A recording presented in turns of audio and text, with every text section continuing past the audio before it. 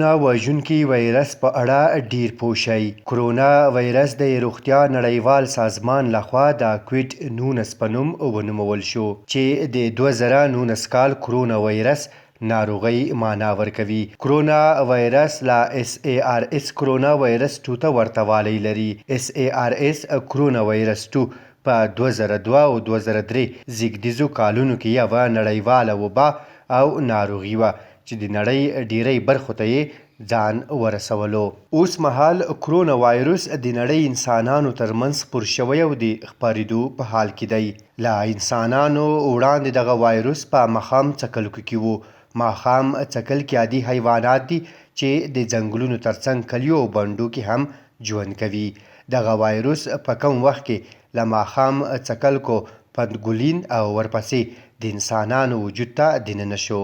کرونا وایرس له چین خپور شو او د نړۍ ډیری هیوادونو ته یې ځان ورسولو.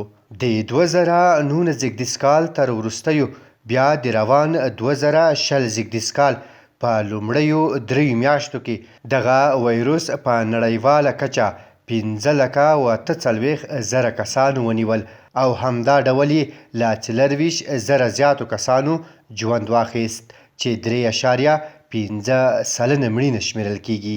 د نړۍ په مختلفو هیوادونو او برخو کې د دغه وایرس د تلفاتو شمیر توپیري دی.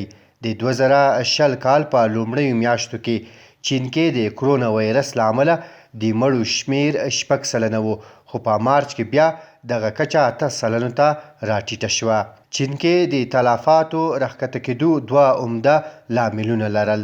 لومړی دا چې په چین په کم وخت کې پرمختللي روغتونونه او کلینیکونه د دغه وایرس د درملنې لپاره ځانګړي کړل. دویم لامل دا و چې د چین حکومت د کرونا وایرس د درملنې ترڅنګ وقایي تدبیرونه ونیول. پر سیمو یې دوا وشیندله، تګ راتګ یې محدود کړ او خلکو ته یې عامه پوهاوی ډیر کړ. اوس مهال چین کې د انفلوئنزا له امله د تلفاتو شمیر 0.1 خو د کرونا وایرس د مړو شمیر 0.8 دی چې له 8 بیا 15% ډیر تلفات شمیرل کیږي. د یادونې ده چې د کرونا وایرس د مرګ کچه د عمر پر اساس هم توپیري ده. هغه ماشومان چې عمرونه یې له 1 تر 9 کالونو وي هیڅ په دې ناروغۍ تر اوسه نه دي اخته شوي. له 10 بیا تر 19 کلنۍ 0.2 خلک، له 40 بیا تر 49 کلنۍ پورې 0.4 او له 50 بیا تر 59 کلنۍ 1.3 خلک کرونا وایرس تر اوسه وژلي دي. تر ټولو ډیر مړه شوي کسان هغه دي چې عمرونه یې له 80 کلنۍ پورته دي. د عمر ترڅنګ هغه خلک چې لا وړاندې د زړه ناروغۍ ولري او همدا ډول د وینې لوړ فشار، سرطان او شکر په ناروغیو اخته وي ژر په دې وایرس اخته کیږي او مړه شوي دي. که څه هم کرونا وایرس اوس مهال نړۍ کې په چټکتیا د خپرېدو په حال کې دی، خو چین او سویلي کوریا تر ډیره توانېدلي دي چې د لا خپرېدو مخه یې ونیسي. د خلکو کرنټین کول، وقایي ټیسټونه او د روغتونونو ځانګړي کونه هغه چارې دي چې په یادو 2 هیوادونو کې یې د کرونا وایرس چټکه خپرېدنه محدوده کړي او ټاکلي کړې ده. کرونا وایرس په دې ګواښونکی دی چې په زیاتو ناروغانو کې یې نښې نښانې وروسته او یا هم کمې لیدل کیږي، په داسې حال کې چې عمده نښې یې سخته تبه، ټوخی، ساه بندي او اسهال دی. د سږو ناروغۍ یا ARDS چې د سږو د التهاب لامل کیږي په اسانۍ سره د کرونا راتګ ته لار برابروي. هغه کسان چې عمرونه یې تر 80 کلنۍ لوړ وي او په ورته وخت کې د سږو ناروغۍ یا ARDS ولري، سګرټ څکوي او یا هم د زړه ناروغۍ ولري، ژر د کرونا وایرس هدف ګرځي. هغه کسان چې کرونا وایرس ولري نو د ټوخي او پرنجیدو پر وخت کرونا وایرس له 1 تر 2 متره وټن کې شیندي. د ټوخي او پرنجیدو له لارې وایرس د روغ انسان خولې، پوزې او سترګو ته رسیږي چې هغه هم په دې وایرس اخته کیږي. نو په دې اساس اړینه شمیرل کیږي چې په کرونا ککړ کسان باید یوازې وساتل شي او همدا ډول له سفرونو ډډه وکړي. د کرونا ناروغان چې هر کله ناغېزمن شوي سیمو ته سفر کوي نو ورته امپورټډ کیسز وایي. کله چې د یوې کورنۍ غړي او نږدې کسان د یو اخته کس په وجه په کرونا اخته کیږي نو ورته لوکل ټرانسمیشن وایي او کله چې بیا دوی په یوې ټولنه کې د وایرس د خپارېدو لامل شي ورته کمیونټي ټرانسمیشن وایي.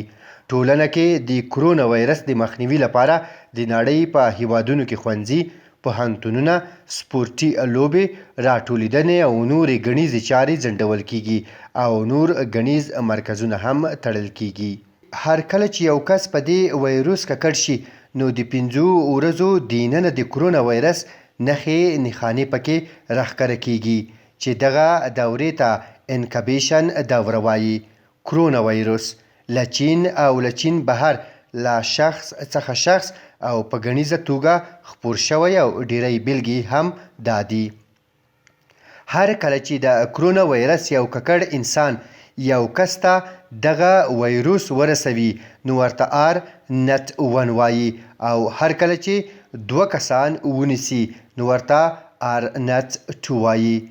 هر کله چې آر نت له یو کم وي ورته پیټریس آوټ وایي او کله چې بیا آر نت 2 کسان ونیسي نو ورته سټیډي وایي.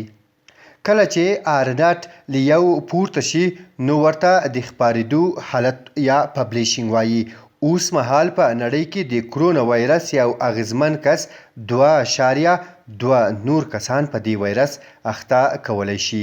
د کرونا وایرس درملنه د مایعاتو څښل، آزاده فضا کې اکسیجن اخیستل، صابون یا میکروب ضد درملو سره د لاسونو مینځل د کرونا وایرس څخه وقایه ده.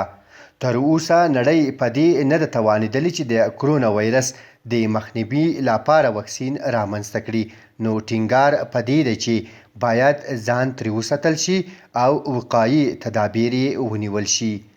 د نړۍ ساینسپوهان او روغتیاپالان کرونا وایرس یا کوویډ 19 د درملنې او واکسین هڅې پیل کړي دي او داسې وړاندوینه کیږي چې ښایي تر 2021 کال پورې به یې واکسین جوړ شي. ناروغ او روغو کسانو ته د ماسک یا پوزبند د اغوستلو توصیه هم د کرونا وایرس په مخنیوي کې اړینه شمیرل کیږي. هغه انسانان او حیوانات چې په کرونا اخته شوي دي باید قرنطین وساتل شي او که چیرې شونتیا لري نو ناروغ کس دی له ځانګړي تشناب او نورو وسایلو هم په یوازې ځان ګټه پورته کړي. د کرونا ناروغانو ته باید د خوب ځای، د خوراک لوښي او د پوښاک کالي جدا شي چې روغ کسان ترې ګټه پورته نه کړي. دا هم اړینه ده چې د کورنیو حیواناتو سره له اړیکې ساتلو ډډه وشي. په پای کې باید کم عمره کسان او ځوانان ښوونځیو، دندو، پوهنتونونو او ګڼیزو ځایونو ته له تګ ډډه وکړي. ستر عمره کسان د کرونا وایرس د مخنیوي په پار قرنطین وساتل شي.